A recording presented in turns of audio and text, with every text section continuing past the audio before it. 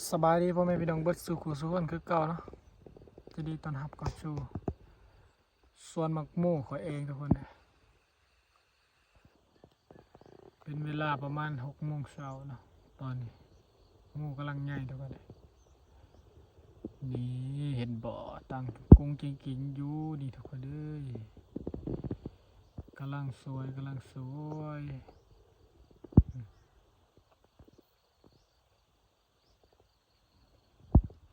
พอได้ที่ข่าวมาใหม่มาเก่าก็อย่าลืมกดติดตามไปเด้อทุกคนเลยเลาะเบิ่งสวนเนาะ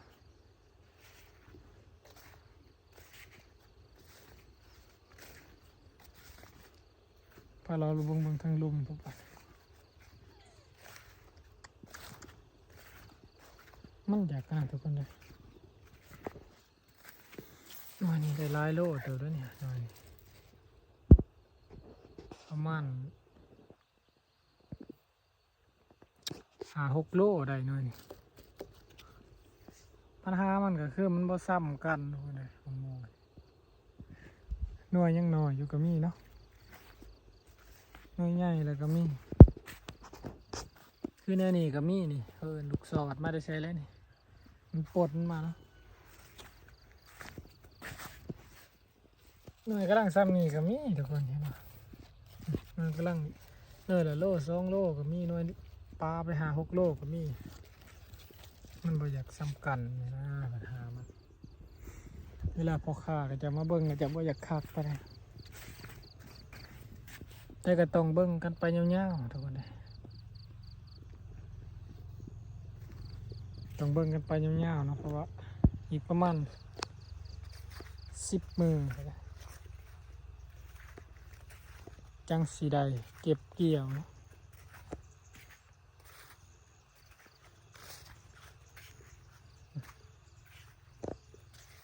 มื้อนี้วันที่31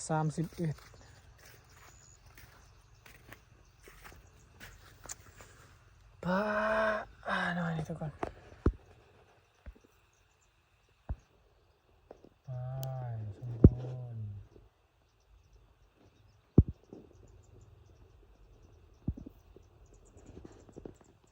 ประมาณ5-6 โลเนาะแค่นี้เป็นหมากดีเลยทุกคนบ่แค่นี้เป็นหมากดีเนาะจนหอดปะ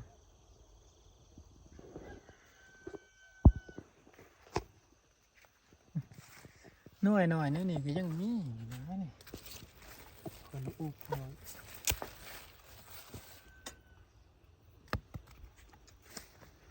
พาพี่น้องพังเลาะบงสวนแตงโมยามเช้าๆเนาะ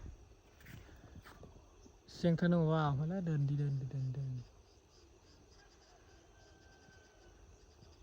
โอ้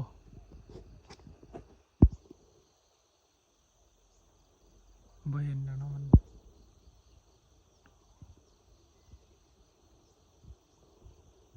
มั่ว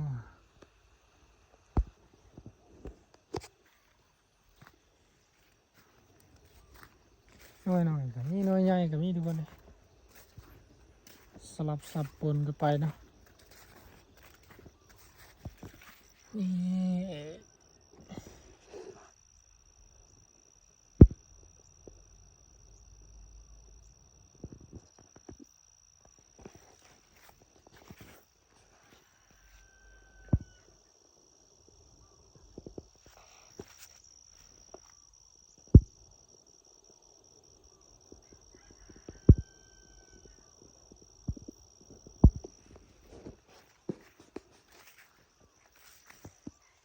ตัวนี้เขามาให้น้ำมันได้ทุกคนไปเปิดน้ำให้มันเยอะเลยนี่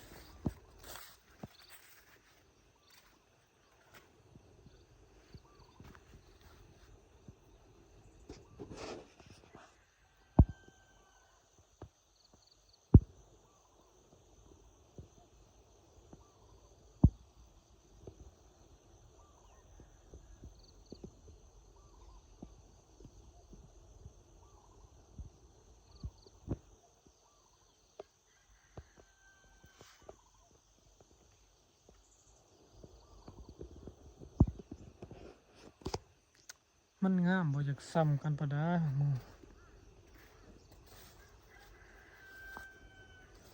แต่ก็งามอยู่ก็บ่ได้งามแห้งเนาะอยู่ประมาณ70-80%เต็มร้อยให้แต่ซ้ำ70-80ไปก่อน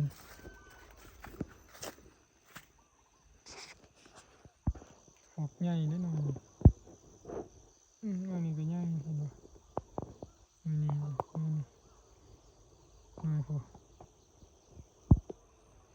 กำลังใหญ่นะทุกคน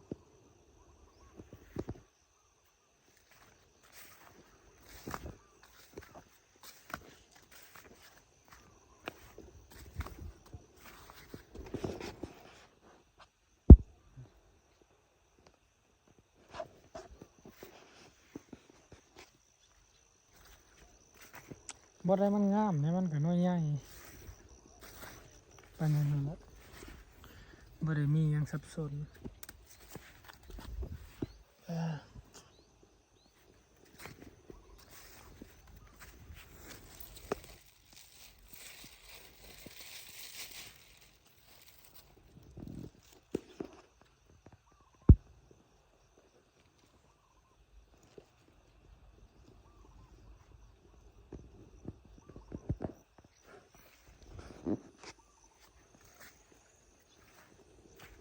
น่ารักกิ่งลงคลองเลย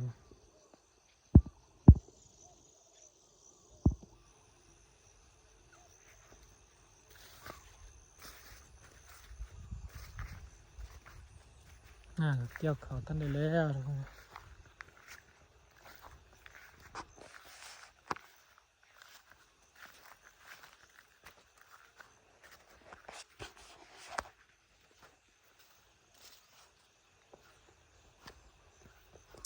มันอยากสั่นจากยังไงกับบัวกันนะมีแนวกันสั่นแต่มันโม่ไปเลยทุกคนแทน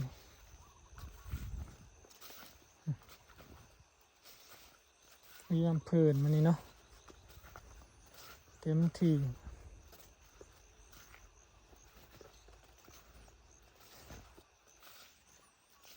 ปัญหาคือมันน้อยมันบ่ใหญ่อะไรปัญหามันน้อยมันบ่ใหญ่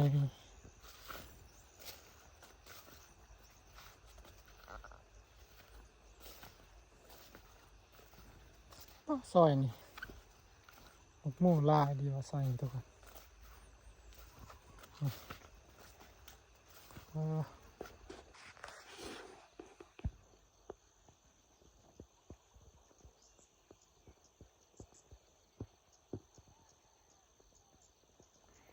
นี่ในกล่องมันบ่อยากเห็นไปเลย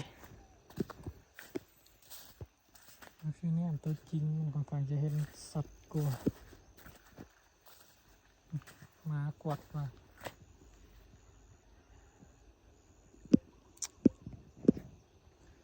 ถ้าค่าคล้องนี่ไปเป็นพันน้อยยาวๆพันไม่ยาเนาะ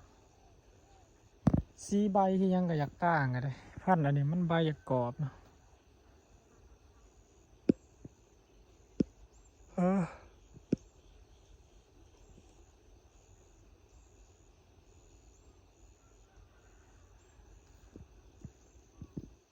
สีประมาณนี้แหละทุกคนเลยน้ำที่ก้อยใส่ก็เป็นน้ำได้นะน้ำได้ดูใช่ไหมก็เอินซ้ำมืดหรือว่าบ้านเขาเอินได้จรวด